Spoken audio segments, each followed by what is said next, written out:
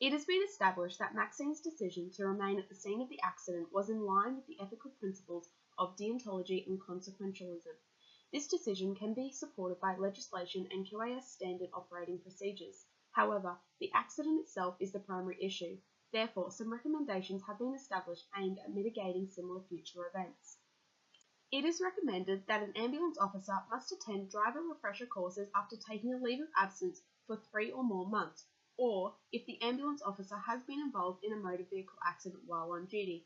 This recommendation is based off the Australasian Competency Standards for Paramedics Section 1A10, which states paramedics must take responsibility for continuous professional development to maintain currency of knowledge and clinical skills.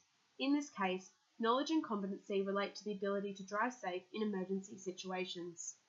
It is recommended that in the event of a Code 1 emergency, the paramedic driving the ambulance is told only the address of the emergency and the patient care officer receives the patient information on their device.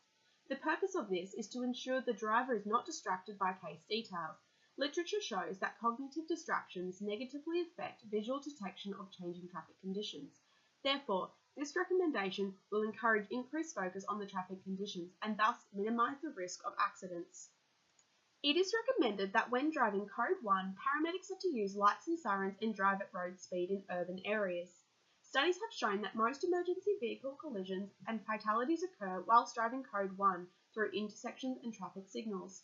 Statistics gathered in the Accident Analysis and Prevention Journal have shown that 57.91% of incidents were the fault of the ambulance while driving Code 1. Additionally, it is shown that driving at speeds greater than those signed only improves response times in urban areas by an average of 2 minutes and 37 seconds, and there is no current evidence to suggest that this improves patient outcomes. This recommendation will enhance road safety and will not be detrimental to patient outcomes.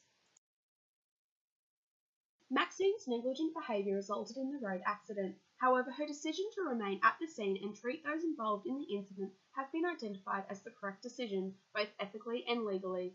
To mitigate the risk of a similar incident occurring in the future, a set of recommendations have been made.